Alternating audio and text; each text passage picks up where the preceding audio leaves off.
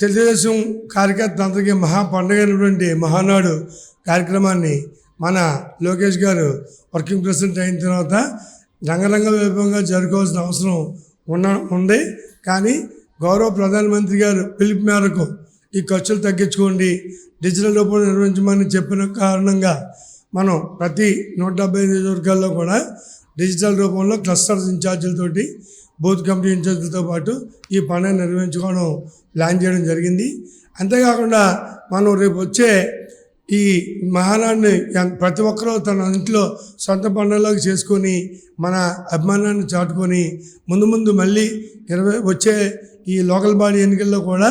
మన పార్టీ జెండా రెపరెపలాడేలాగా ప్రతి ఒక్కరూ బాధ్యతగా పనిచేయాలని కోరుకుంటూ,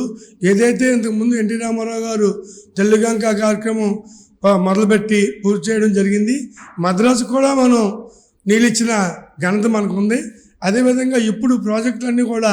ఈ 22 నెలల్లో 23 లక్షల ప్రాజెక్టులు తీసుకురావడం జరిగింది. అవన్నీ కంప్లీట్ అవ్వాలంటే మళ్ళీ మనం రేపు వచ్చే 2029లో మన పార్టీని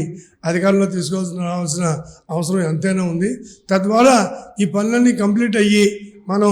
రేపొద్దున్న మన పిల్లల భవిష్యత్తుకి మనమే పునాది వేసుకునే విధంగా ప్రతి ఒక్కరూ పనిచేయాల్సిందిగా కోరుచుంటూ, మహానాడు ప్రతి ఒక్కరూ కూడా తన సొంత బాధ్యతగా భావించి మరి ఎవరికాళ్ళు స్వచ్ఛందంగా పాల్గొని ఎంతో రంగరంగ వైభవంగా